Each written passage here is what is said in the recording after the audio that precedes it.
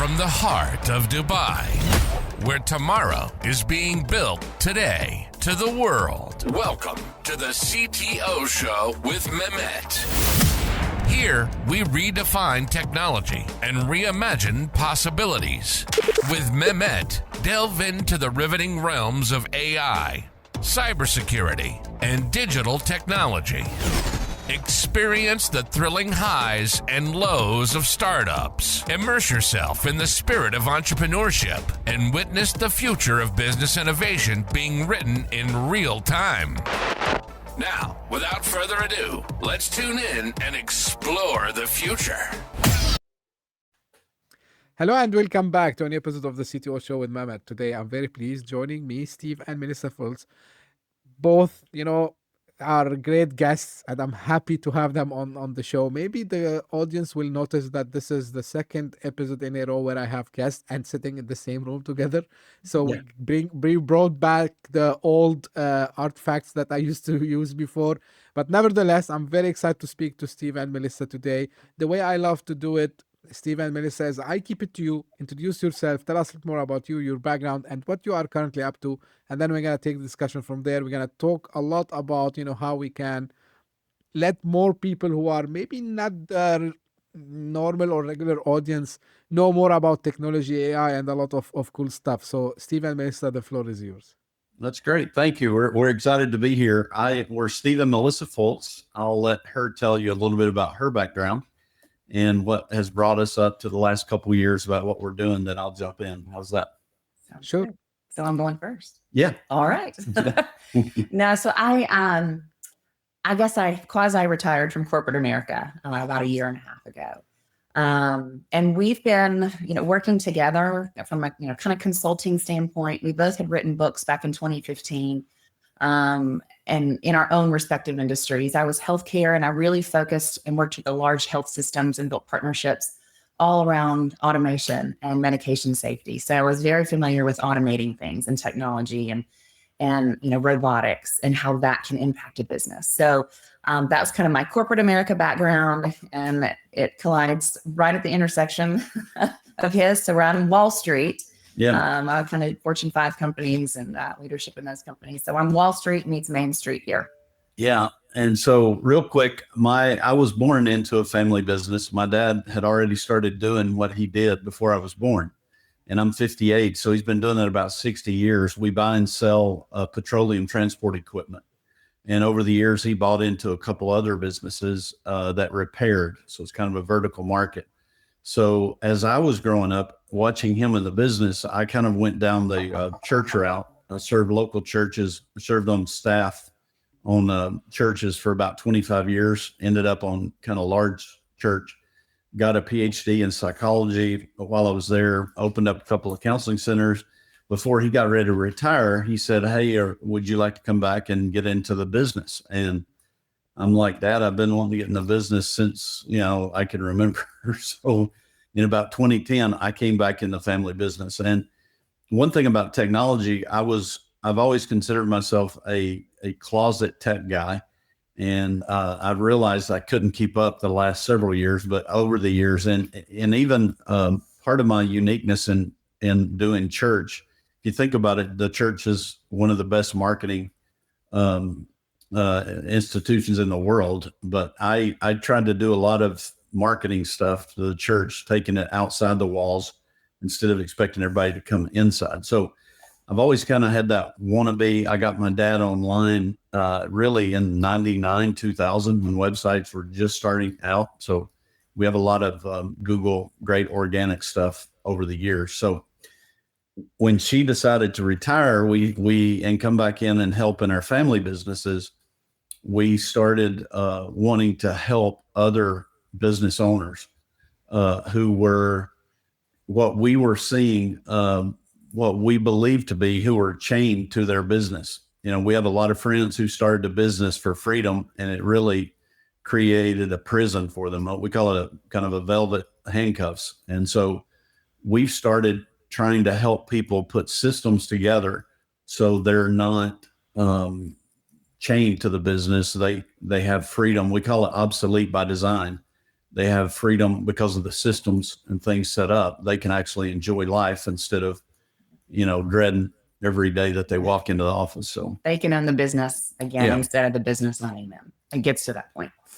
What a great duo, I would say, Steve and Melissa, because Steve, you're coming from family business. Melissa, you're coming from Fortune 500 companies. Now, when I was, I like to prepare a little bit before I jump into recording. As much as I can. I learn about what you do, and the things like you offer and how you help businesses. One thing stopped me when I was reading, and especially after knowing about your backgrounds, is you talk about hidden revenue opportunities in businesses. So how much your experience, Steve, and your experience, Melissa, too, that shaped that, okay, now we have this years of experience, whether in family business or like with top companies in the US.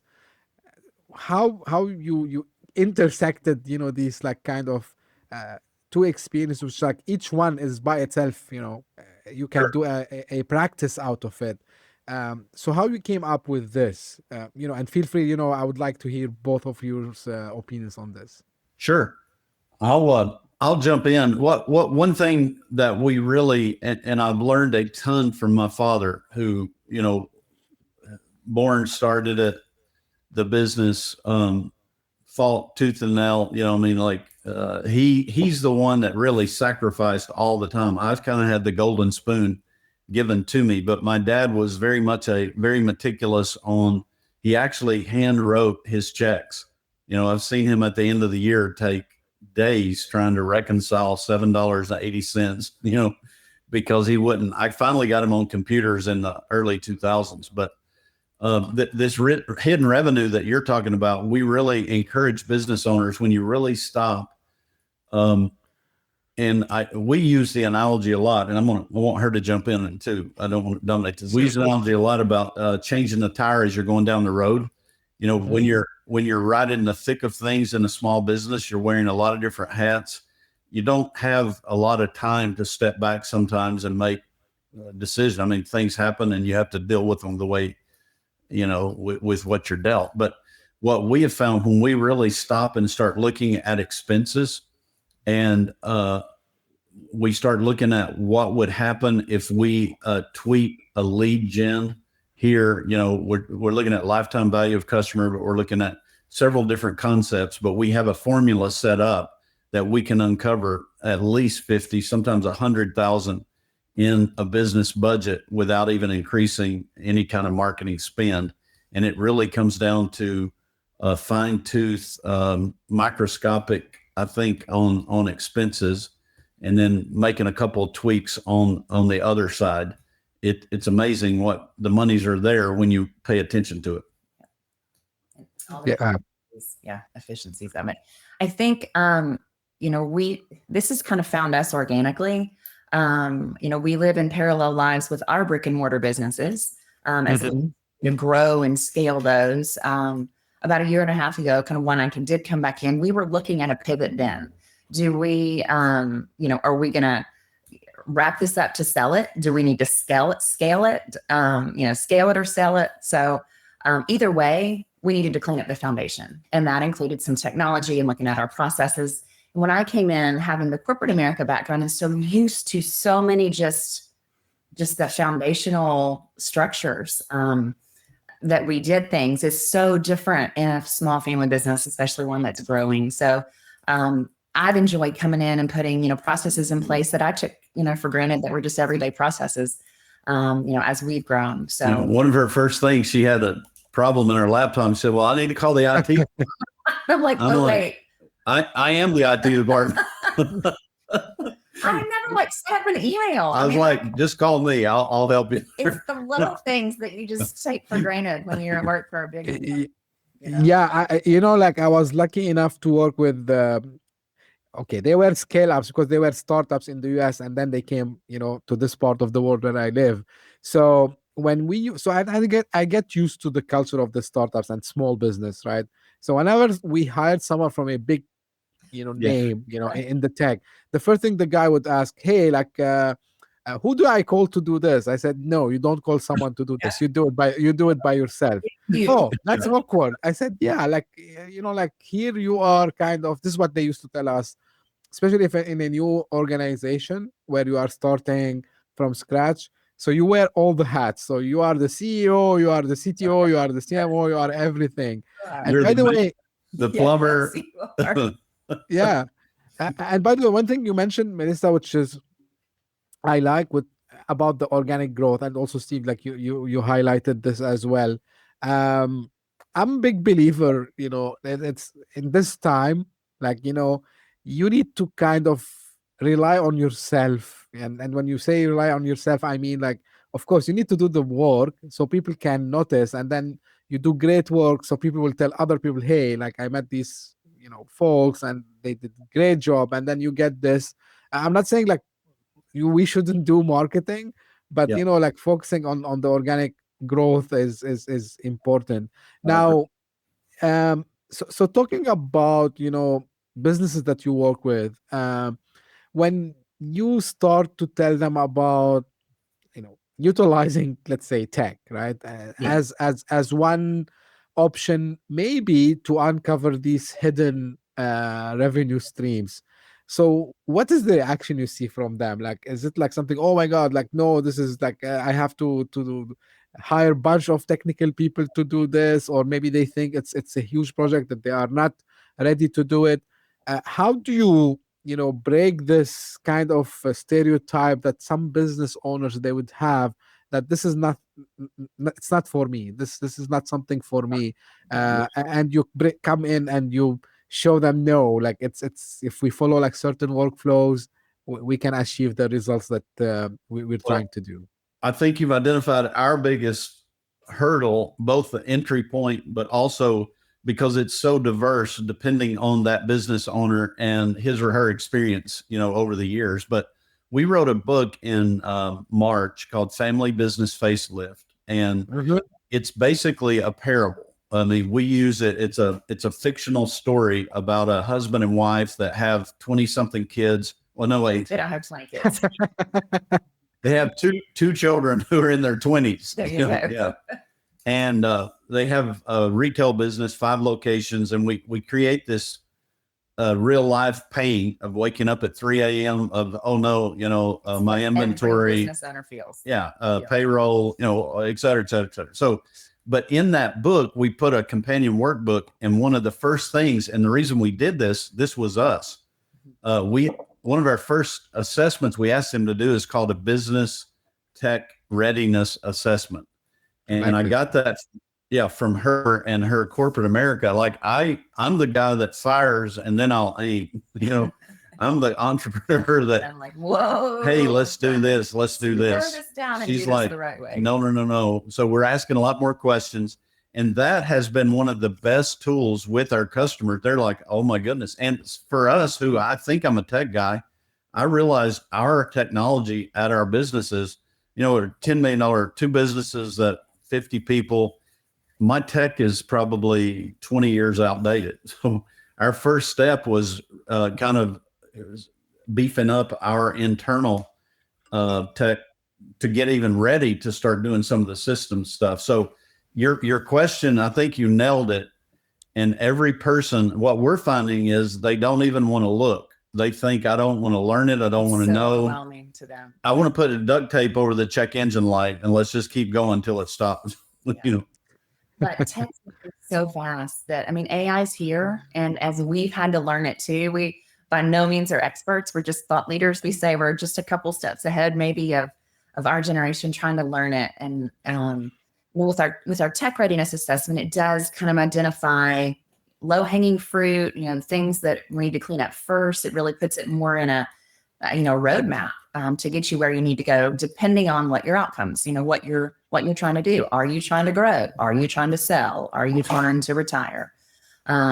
So there's a lot to do before you can just start throwing stuff at it. Yeah. Well, I don't want to cut you off if you had a thought there.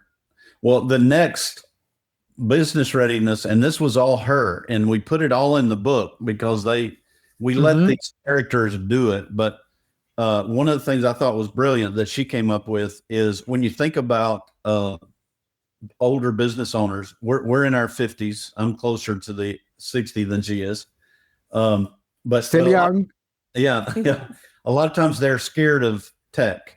And she created an assessment called a tech buddy mentor or something. Yeah. It's like, it's more looking at your entire organization, finding the strengths of those who are stronger in tech and are more comfortable with those that aren't, and pairing them up. So kind of a buddy system, but really evaluating your entire team to see where their strengths are before you set everybody up for failure. Yeah. And that came from her managing a variety of ages from California to New York to Miami to Seattle and to 65 years old, managing even, 5 different generations almost. But what we're finding is the older people are connecting with the younger employees because the younger employees are helping them. And so it's been a cool thing that now the younger, because, I've heard people say, well, Helen's been our AI, she's been here 30 years and she knows everything. It's person. Yeah. She's just intelligent. We changed Helen's name to Google Helen, but it's been a cool thing for the different ages to respect the other person's, situation. We think of mentorship as the older people mentoring the younger. But this way it's a kind of a dual older, it's a, mentor up and down in different ages. So we can all learn from each other. That's been a benefit we didn't expect. Yeah. Absolutely. Have you seen it's a question that just popped up in my head. Have you seen also the older generation, because you mentioned about how they rely on the younger ones. I noticed something, sometimes they would of course, maybe they will not master it. They would not understand it fully. But what I've noticed, at least, with people that I talk to, they are more eager to adopt the technology than maybe people who are in my age. I'm in my mid 40s, for example. Yeah. And I see them pushing back, no. When I talk to people who are actually I say, oh, wow, these folks are really, forward thinking, although they know maybe they cannot operate it themselves, but they say, hey, this is something useful. Have you seen something similar? It's a mix. Are you saying you're seeing that in older generations that they are? Learning to, I think what we see is people know that it's here. And what we're seeing is a lot of these businesses that have been open 20, 30 years that have been a loyal business, a service-based business, they're finding competitors coming in and automating stuff, and they're losing their people and they're scared to death. So I see part of people saying, I've got to figure this out. I do see that, but I think our age, I'm not really on social media and I never have, but I've seen my parents, because of to connect with the grandkids and kind of know what everybody else is doing. So it could be that older generation is using it for family, right. So they're realizing I've got to embrace it and I might as well apply it to business. And I do think that I have seen where, businesses or individuals or leaders who are data driven have always been data driven, no matter how they've gotten the data. It used to be, be in Excel spreadsheets. They are more open, to AI and, but there's a little bit of a danger there too, because if you just are reading blind data and you don't know the story behind it, I've always said, I always look at data of, okay, most people say, here's the story data is telling me. And I look at it and say, what's this data not telling me? I like to say, look at it in just a different way. So I think we got to be careful as we do transition into full AI and data as leaders in older generations, making sure that we really understand, the sources that it's coming from. So great. I like this approach. What is not telling us, right. Because majority of the people will jump in and start. Now, one thing also, especially for dealing, regardless of the age, but again, because you focus on certain generation also as well, and businesses that has been there for a long time. Now, some frictions I've heard from different people on the show and outside, of course, that when the business has been running for, I don't know, maybe 20, 25 years, 30 years, and you come and tell these people, hey, like, you know what, you should modernize a little bit your stack, you should do some automation, you start to see these pushbacks, people telling you, hey, like, we've been doing this for ages, we don't need to change. And you tell them, hey, but you know what, like, let's say famous, maybe Melissa, you heard a lot, like I did in the corporate world, disrupt or be disrupted. And then tell you, hey, man, like no one would care about me. Like I'm happy doing it this way. Now, I'm sure you faced some resistance similar to those ones. So, what are like some of the examples maybe you give people you talk to so you convince them that you should actually modernize and rely on technology, automation, AI, and different things? Well, this kind of goes back to our approach being different. I tend to put things in buckets, and I look at almost 4 different kinds of clients that we would work with. 4 different kinds of clients that are out there. And they're in, there's in growth mode, those that are really growing and they know they need something. There's those that have maybe even grown too much or they're in trouble. So there is a need and there's a compelling event for those 2 especially. So growth mode and trouble mode. There's others that are kind of even keel or maybe overconfident. Those 2, they're probably not ready yet. Something's got to happen.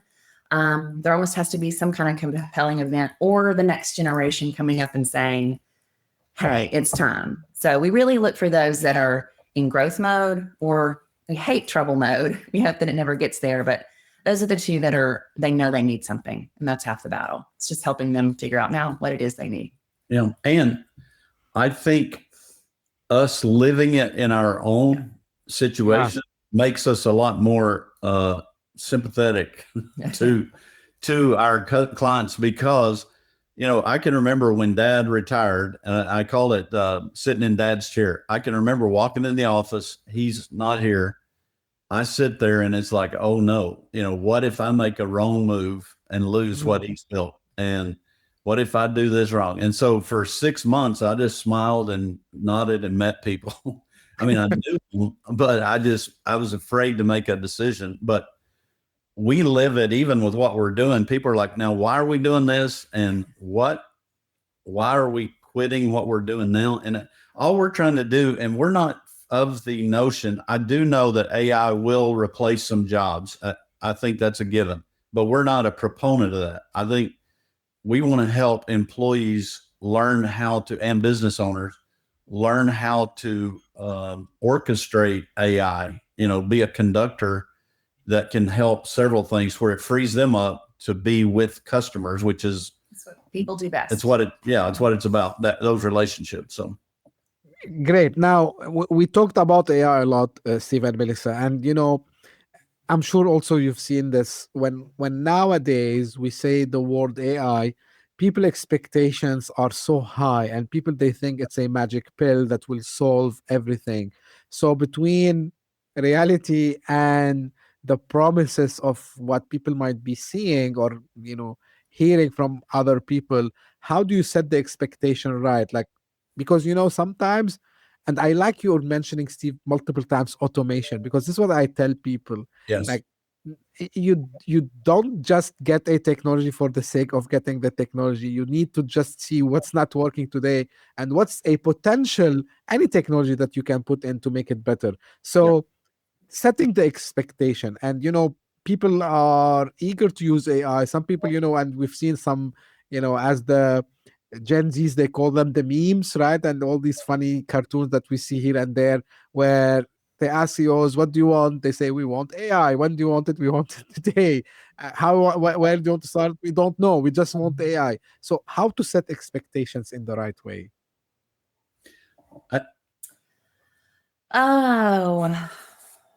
Well, I will tell you, and we're very clear. We don't use AI as a hat that we pull a bunny out of, and we're not don't use it as a Xerox machine to throw out a job description or something like that. Like, I think a lot of people are using it for that transactional. What we're trying to help business owners do is data dump. Like, because I know my dad was the business. My dad had 55, 60 years of the business, nothing on paper.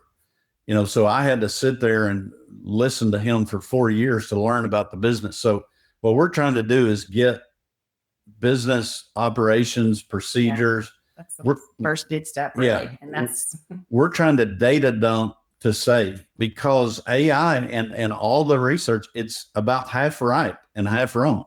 If people would read, it's not like it's some magic pill. But what we're trying to do is say AI can be a board of directors. It can be your board of advisors. It never gets sick. It never calls in, it's not got sick children, it's not in a fuss with somebody down the next hall, so. And I think most are more curious about AI and how it can impact their business, more so than grabbing it by the horns and having a bunch of expectations. I think we see more so than not, it's people are curious. Yeah. So we encourage people just to start playing with it, to start getting to know it. There's an art to it, in the art of prompts.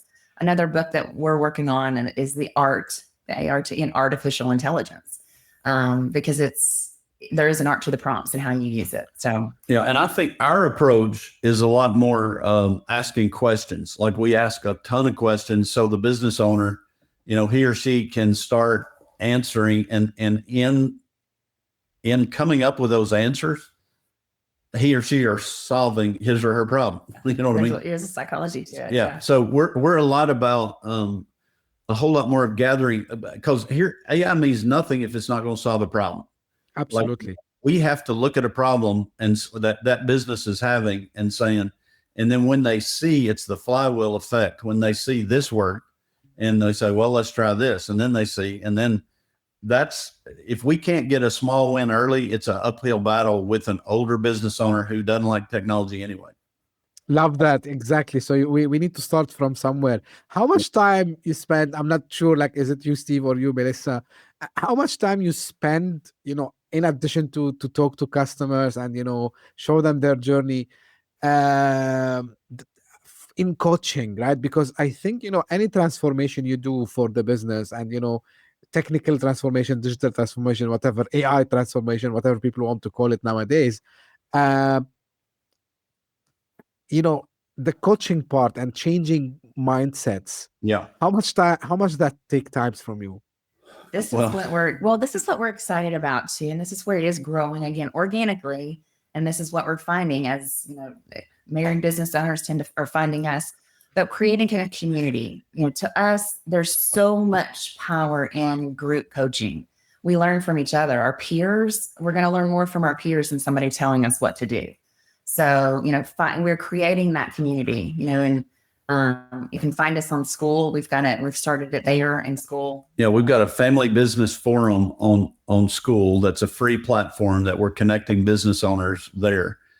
We have hopes and plans to do some, more, I don't think people want another mastermind, but I do think they want another fun time with people that they can learn from and network with. Yeah. So we're doing a couple things in the Caribbean in the spring and the fall. Do you come down? We'll talk business in the morning and hang out in the afternoons, kind of thing. But what I tell you, you brought up something. We don't want to get to where we're trading time for money. As a PhD psychologist, that's what I did. So we spent about a year being on the phone 20-30 times a week with people. And I'm like, that's another job. We learned a lot. We don't want that either. No. So we want to help people, but we would like to have the content where they can pull it out themselves, And we are trying to do things there. It's the old philosophy of give a man a fish, feed him for a day, teach a man to fish, feed him for a lifetime. So a lot of the things that we're doing in the courses that we're doing are self-paced, self-guided. Like our book that is the Family Business Facelift. It has a companion workbook with all of the assessments that as you go through the book and you follow that couple go through the tools that they were provided. That's what the workbook is. It's the tools in the same order that you can do on your own business and see what works for you. So we're trying to really do that self-guided and self-paced, teach them how to fish. Well, yeah, we're modeling what some people can do, here's how we're doing it. And a lot of people are trying to do some of the similar stuff we're doing. And then get everybody together and say, hey, how did it work? What did you all do? And that's what I can't wait for. That's what's next. Absolutely. I like this, and I can't agree more about, when you get people together, this is when the magic happens. Yeah. I've seen it beforehand, of course people would be like little bit hesitant before. Sometimes, oh, there might be someone who is a competitor there. I don't, I don't want to share much. But once people they come together and they start to talk to each others, and of course, like with someone like yourself, like having these years of experience, I think the discussion should not be missed. I would say because you get like great minds in the same room, and then people start to brainstorm new ideas. Even now, if I want to take, I like stories, and I like kind of what we call user experience, right? So if I come to you today, right, as a business owner, and I want to start the journey. So how does it look like um and when I would expect to see the first outcomes after doing the work with you? Yeah, we spend the first, I would say, 3 sessions gathering information. Like, so we will talk a lot and ask for some things, and we're talking about very general. So, but there's a lot of on the front end, I would say, and those 3 sessions, we really try to drill down into what is the problem, like what has put this person in this pain point for this today. And that's kind of where is the first step that we do. Then, because, a lot of times I used to say we humans are a lot like onions, we have a lot of layers and we make people cry. So a lot of times what they come to us with is maybe easier to talk about, but in those 3 times, we're giving them things to think about in between. So normally what they first present with is different on the 3rd time, but our goal is real quickly to get them some wins early. And we've not really seen timelines. It's been hard because some are really easy, that you can do. Others are a little more complex. So we just spend a lot of time drilling down to find out what is really going on that they need with at that time. Well, and even if we're going to take them on a journey, the customer journey and the roadmap, you think of any time you travel and you've got your GPS and you put in your coordinates of where you're going, well, you have to know where you are before you know how to get there. So really making sure that we understand current state, where they are, all their current pain points, and then making sure that they're on the same page of where they want to go. Is the couple, are they on the same page about the business and the timing and all that? So there's a little bit of that. We don't do marriage counseling. It can get, you can refer. But those are some hard conversations that are delicate to have. And I think, Melissa, you mentioned something a few minutes ago about the data and, tracking the progress over there. So, because if we don't measure things, we can like easily, start to say, oh, like, well, I'm not seeing any progress, or why still my sales are like, stuck on the same levels as before. Maybe they are declining. So measuring data, I believe, also is one of the main methodologies that need to be done during any transformation process.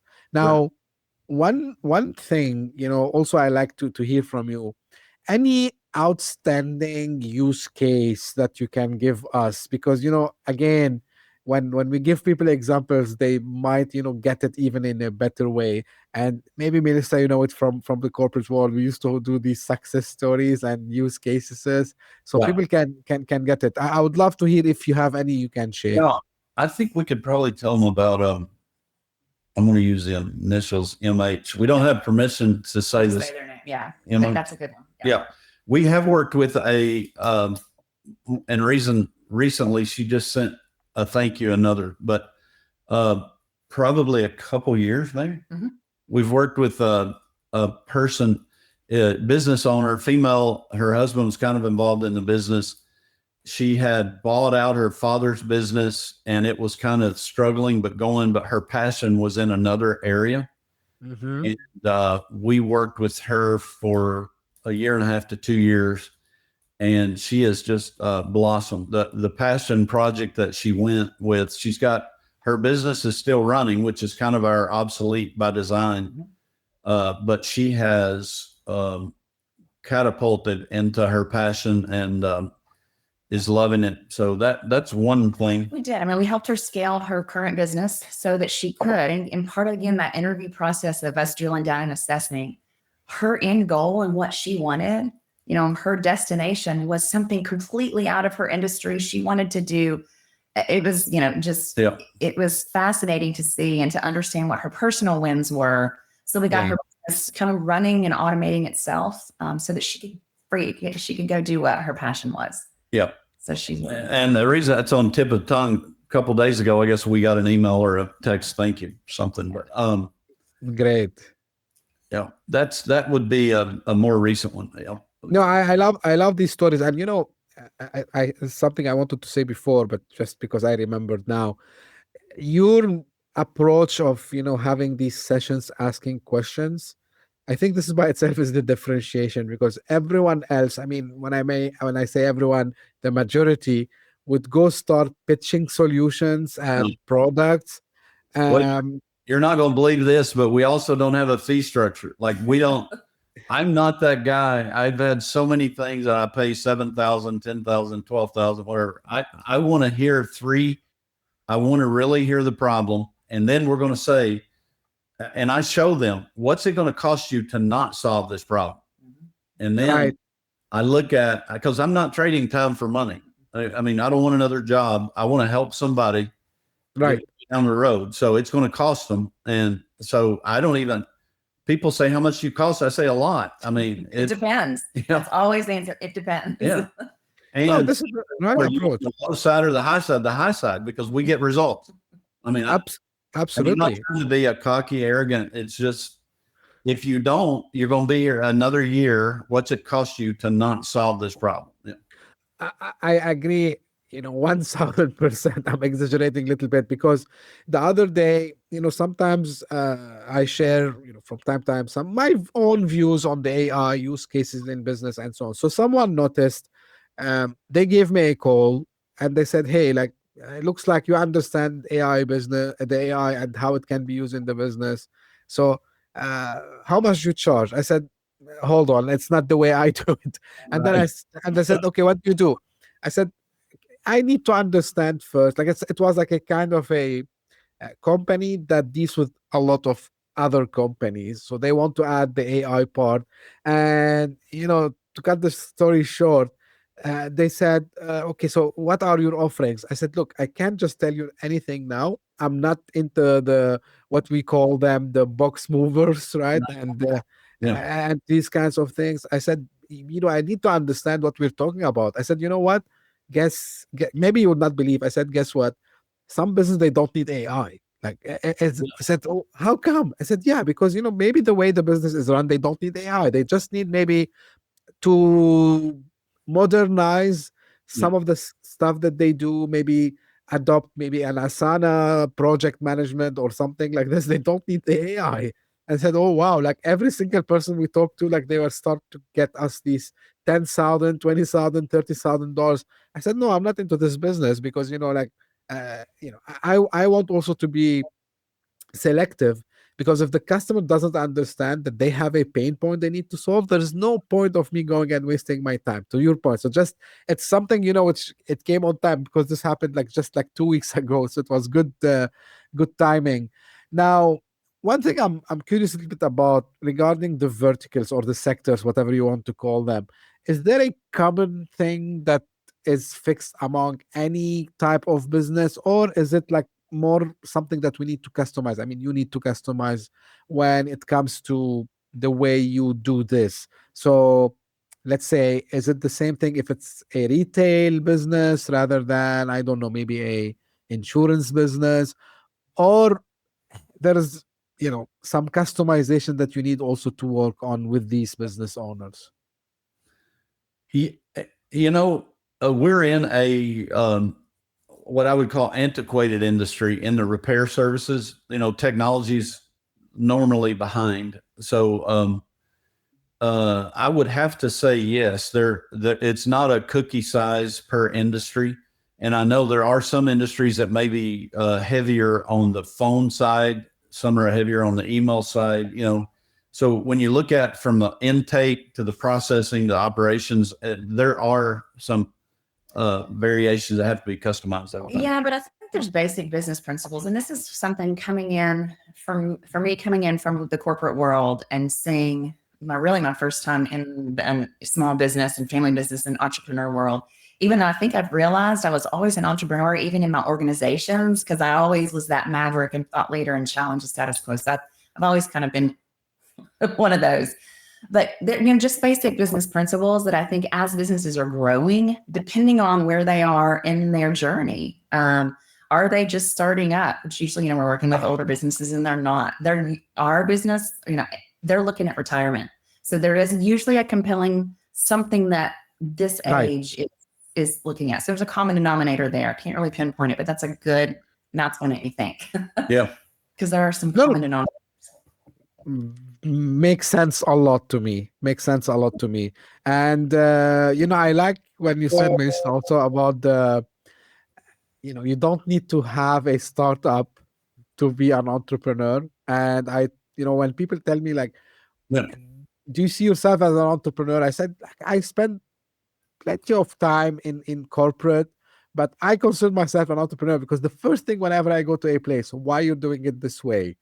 Explain to me why you didn't try to make it in a faster way or cheaper way or easy way. So I like this approach also as well. Now moving forward a little bit, and if we want to have no one have crystal balls, I'm aware of this. But what do you expect, like some other shifts that not only AI automation, there's plenty of other emerging technologies out there, would have effect on the business models? Like do you see like more opportunities to come, or because some people, they are starting to talk about how even some business might disappear. We hear some technology leaders talking about the one person unicorn companies. What's your point of view on this? I do think COVID changed everything for everyone, and this is global. And I know that's when we really started talking about, shifting what our long-term goals were. Let's speed this retirement thing up. So I do think, look at retail as an example. We were just walking through the mall here in our town, which we never do. He has to drive me to the mall. I'm not a normal woman because I hate to shop. He makes me shop and fix all my best. Lucky you, Steve. I bought that shirt. He got the shirt. I have 2 daughters. She has 3 boys. That was such a boy mom. He's a great girl dad. But look at retail even. We were walking through the mall. We cannot believe how different retail looks even 5 years ago. The mall was just empty. So I think things are going faster. I think because of AI and because of even just technology, we're a global community anymore. I just think it's shifting faster than we can even imagine. And it's hard. That's why it's hard for our generation to keep up. The younger ones, they're used to, I think, this technology changed so fast. Yeah, I guess she's always said since this came out, we got on the train in November of 22 when it came out. I mean, I was like, this is unbelievable. But she always said, what's the source of truth? This is going to come down to how are we going to know? And I don't know. There's more unknowns than not. But I do think I got an email the other day from somebody. At the bottom, it had a thumbprint and it said made 100% by human automation, which I thought was pretty cool. That we may see a swing to that human connection because we're going to see so much that, what's real and what's not out there. So I don't know. A fictional question. Are we going to see businesses run completely by machines? I don't think that. I think there's always got to be human connection with humans dealing with humans. I heard a thought leader that I very much respect said, because he knows I'm in the repair business now. I have, I don't know, there's about 50 employees, but about 30 of them are technicians. And I can't imagine doing the work we do without a human there, even directing. But that thought leader said in a year or two, you will have a robot that can do what that human can do to repair that trailer. and it'd probably be about as cost effective as that employee. And I was like, wow, I still think you're going to have employees that, coordinate, conduct everything, but I do think it's closer than we think. Yeah. I've seen it in healthcare. What I did for 20 years and sold robotics into pharmacies, it was completely an autonomous robot that picked patient meds. It was 99.999% accurate. And it really did allow, those clinicians, that freed up their time to be by the patient bedside. And the outcomes were through the roof for those that had a nurse, that was right by their side, or there was care coordination at discharge, because they were freed up to do those things. That clinical outcomes are better. Yeah. I have a theory, to your points, both of you, Steve and Melissa, that businesses who would keep humans will have this moat, will have this differentiation that, hey, like we have people who really have the human empathy. They have, the care. And this is why every single book I try to put my hands on and read, or any article from thought leaders. So always we see anything that, have the human interaction. It's not because it's safe or not safe against AI, because us as humans, we will not adopt to a machine, especially, for example, healthcare, like taking care of the elderlies, and Steve, you come from that background in psychology. Like I would not imagine myself, going and to a robot. Yeah. Yeah. yeah, and the robot's telling me like, hey, I can customize this in this way if you want. Like that will make this will make no sense, right? So so this is why I believe, the human interaction. And this is, people ask, one of my guests, of course, she was joking, and she said like, hey, Mehmet, you know what, like maybe in a couple of years, maybe you will have your AI avatars doing these podcast episodes. I said, no, I would rather, finish, put a last dot line, and say I'm not doing a podcast anymore, because I want to keep, the main thing which I enjoy doing is talking to people, like genuine people.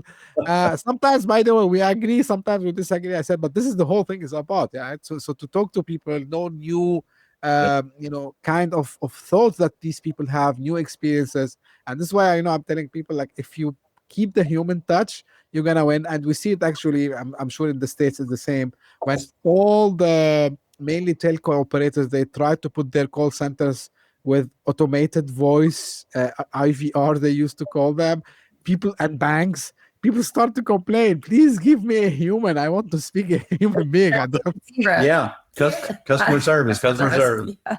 Oh my God. Yeah. And funny enough, some of the banks that did this in the United Arab Emirates, they were like saying like, yeah, we are the pioneer banks who brought technology that can answer your questions. And, it can't answer simple things. Even it can detect the voice in the right way. So, but nevertheless, Steve and Melissa, really, I enjoyed the discussion. Yeah. A couple of last things. Steve, you mentioned the book, where we can find it. Yeah, on Amazon, it's called Family Business Facelift, and there's a companion workbook. You can do the Kindle or the print, and those two are there. You can also, we're LinkedIn. We're working on our company's the Fultz Group. That website's not up, but we have YouTube, LinkedIn, all those places, Instagram. She does all that. Cool. Any final thoughts, any final thing you want to say before I leave you? And of course, thank you for mentioning where we can find you. Any call to action you want to share with the audience today? No, we really enjoyed talking with you. I love your smile is infectious, and your laugh. I think we all are better learning this together than apart. So we enjoy these kind of things. So we'll be following you. Thank you. We're following you so too.